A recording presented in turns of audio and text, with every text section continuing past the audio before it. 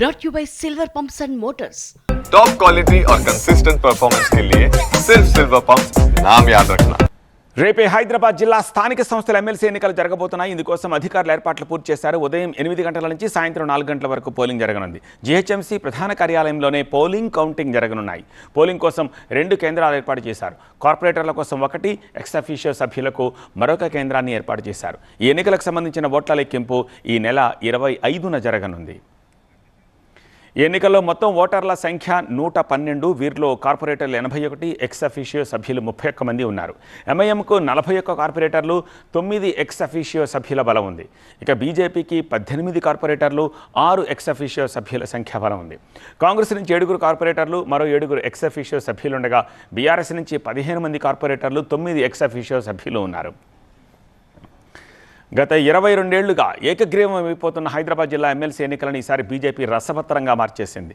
ఆ పార్టీ బరిలోకి దిగడంతో ఆ స్థానం కోసం ఎన్నికలు జరగబోతోంది. గెలిచేందుకు తగినంత సభ్యుల మద్దతు లేకపోయినా బరిలోకి దిగిన బీజేపీ కాంగ్రెస్, బీఆర్ఎస్ కార్పొరేటర్లు ఆత్మసాక్షిగా ఓటేయాలని కోరుతోంది.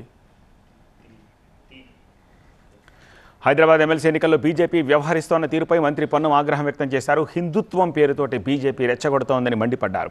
బీజేపీకి ఓటు వేయకపోతే హిందువులు కాదా అని ప్రశ్నించారు. బలం లేకపోయినా పోటీ చేసి బ్లాక్మెయిల్ చేయడం ఏమిటని ప్రశ్నించారు.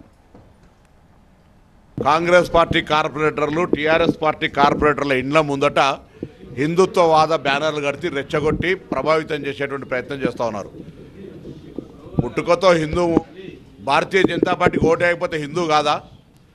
భారతీయ జనతా పార్టీకి ఓటేయమని కాంగ్రెస్ పార్టీని అడుగుతూ ఉన్నాడు బండి సంజయ్ గారు. నైతికత ఉండాలి కదా.